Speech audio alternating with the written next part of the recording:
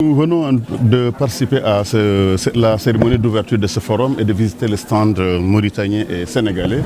Je dois dire que nous avons été impressionnés d'abord par le secteur privé extrêmement dynamique. Ce forum est important à plus d'un titre. D'abord, c'est la première fois que les deux pays se retrouvent. Le ministère de l'Industrie que je voulais remercier et le ministère de l'Énergie de Mauritanie qui sont arrivés ici pour nous faire cet honneur de nous rendre visite. Il y a trois grands enjeux. Le premier, c'est qu'il est temps que l'Afrique s'industrialise avec une bonne maîtrise de l'énergie. L'un des freins en fait à l'industrialisation de l'Afrique, c'est que les coûts d'énergie sont extrêmement élevés. Or, avec la découverte du pétrole, du gaz, avec ce gisement commun GTA, nous sommes à la veille de grands changements.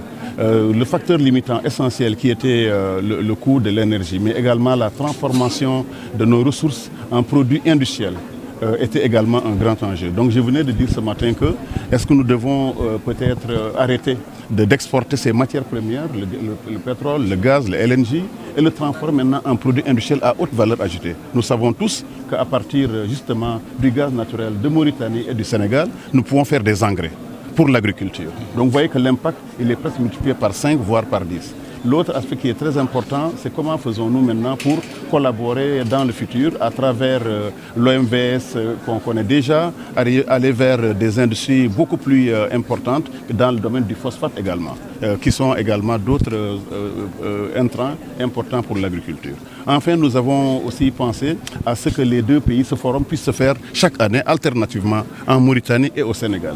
Nous souhaitons que les deux secteurs privés, industriels, économiques, commerciaux et également de l'agriculture de Mauritanie et du Sénégal puissent être intégrés, de même que les banques, parce que là on va pouvoir trouver maintenant les moyens humains, les moyens matériels, financiers pour faire en sorte que les échanges entre nos deux pays puissent être développés. Sur le plan commercial, les échanges sont encore faibles. Il y a 114 milliards, comme je l'ai dit ce matin, d'exportation du Sénégal vers la Mauritanie et pratiquement beaucoup moins de la Mauritanie vers le Sénégal. Comment ferons-nous allons-nous faire dans le futur pour augmenter ces échanges commerciaux? Et ça, la seule solution, comme on le sait, c'est l'industrialisation, c'est les instruments croisés entre le patronat mauritanien et le patronat sénégalais, aussi bien en Mauritanie qu'au Sénégal.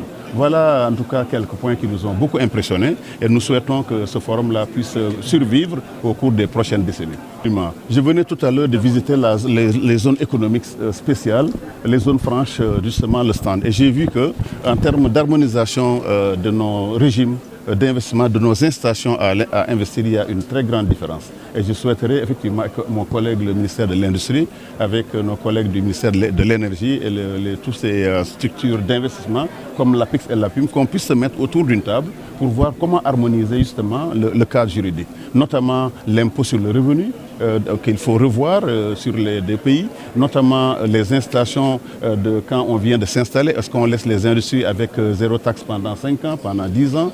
Ça, c'est des thèmes qui sont importants, mais nous devons aussi avoir des tarifs communs, justement pour l'énergie, des tarifs communs pour tout ce qui touche aux différentes charges des entreprises. Et on a beaucoup appris. Nous pensons que la Mauritanie a fait beaucoup de progrès dans le domaine de l'incitation. Le Sénégal, comme vous le savez, est maintenant à 7 voire 8 zones économiques spéciales.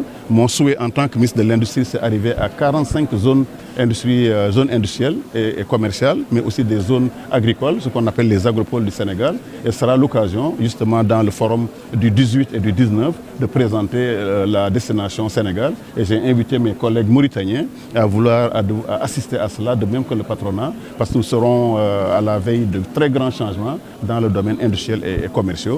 Et je voulais vous féliciter encore une fois, féliciter et remercier la Mauritanie. Merci.